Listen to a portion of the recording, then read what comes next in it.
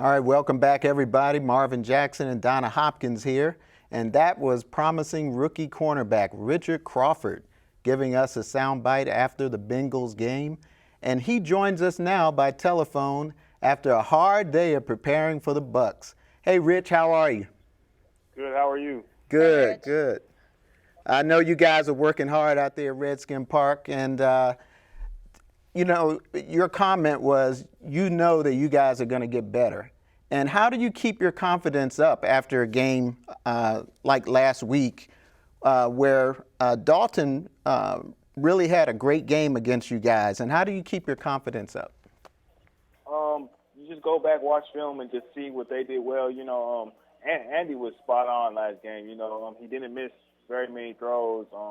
He put the ball where it needed to be. You know, so when that happens, you know, you got we call it, you have to deal with it. You know, move on. You know, everybody's not gonna be perfect every week. You know, but I feel like we're working a little bit better to get the ball out of the air this week, and I think we'll get a couple of interceptions this week. You played against Dalton in college. You were at Texas A&M, and he was at Texas Christian, right? Oh, I was at SMU, TCU. I was at SMU. He was at TCU. We're rivals, so yeah, I played him junior year. Now, talk about that connection. I mean, did you guys know each other back then? No. I just know him from playing him. Like, I know how he plays from playing him, and the bigger difference though from when he was at TCU, he used to run the ball a lot more. He doesn't run anymore. Okay. Now, Raheem Morris, defensive backfield coach, was the head coach of the Bucs until, you know, all of a sudden last year things started going bad, and now he's your defensive backfield coach. And he's going back to Tampa. Has he talked about that with you guys as a defensive backfield, about how much this game might mean to him? No, he hasn't brought it up once. You know, to him, every game is a must-win situation. You know, so this week isn't any different for him than it is for us. You know, so we're just going out there trying to win. He hasn't brought up anything about that. Hey, Richard, let's talk about a little bit about last week's game as far as the secondary. Dawson was able to pass quite often on you all. What was going on in the secondary last week, and how do you correct that area, because you all are going up against some other good receivers this coming weekend against Tampa? Just miscommunication most of the time. If you take away the three big plays they had, we win the game easily. But you know, that's what the NFL is. You lose by 2 or 3 big plays in the game. You know, so we just can't allow it to happen. But our 2 or 3 big plays was miscommunication, and one player slipped. You know, just kind of unfortunate luck for us that week. You know, but I feel like this week's been working on our communication, working on all the coverages so we don't have busts, and working on every situation. Like, because you know, the first play of the game, it came out in Wildcat. You know, that kind of surprised that he actually could throw the ball, and he threw the ball perfect too. So I mean, we've been practicing all those situations so we don't let our pants down again.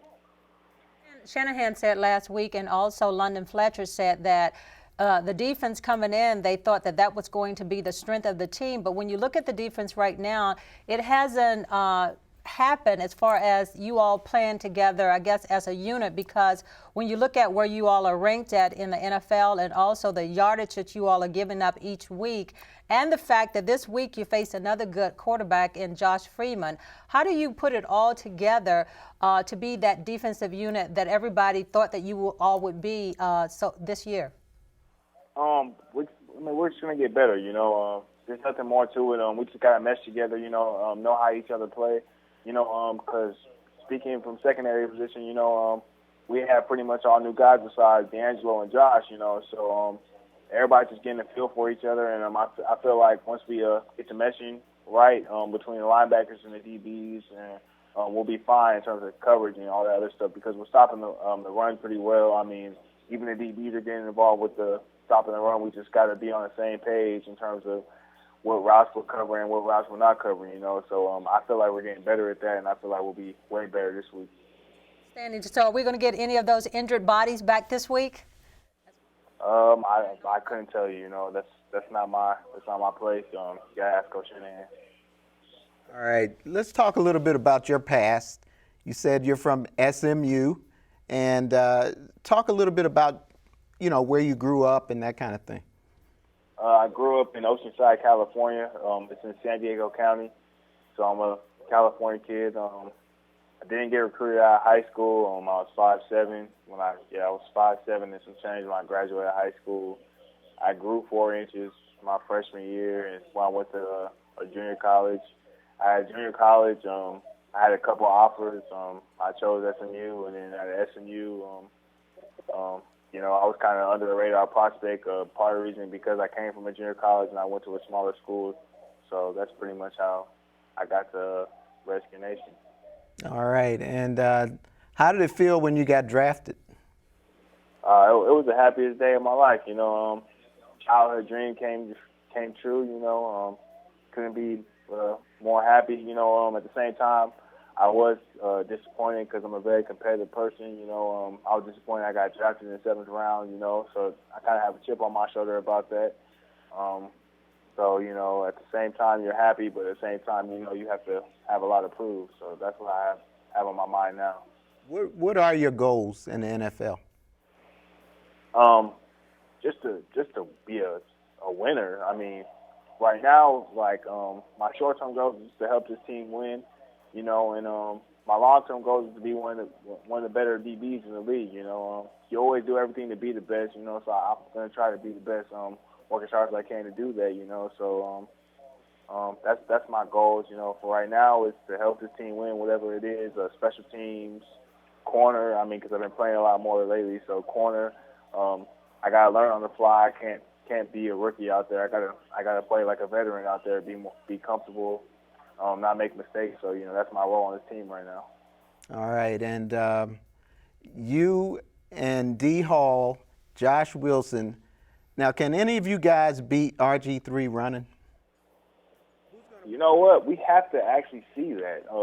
I would think I think one of us actually could probably beat him. They probably would put me against him because I have the younger legs. We would have to race. I know the longer we would go, he would end up beating me because he's a certified track star, and the longer he goes, the faster he gets. So if we beat him in something, it would be maybe like a 40 or something like that. But if you get him in a 100-yard dash or anything over that, he's gonna win. I'm getting ready to clock you all. I'm gonna make that happen. All right. Well, I tell you what, we really appreciate you calling in, and have a great game down in Tampa. And good luck. Bring back a win. Yes, ma'am. All right. That's Richard Crawford. Thanks for joining us. And I tell you, another promising guy that the Redskins drafted. Now, coming up next, you'll meet Big Jarvis Jenkins, another important draft pick from the 2011 draft. And boy, are the Skins hoping this big guy can step up this season.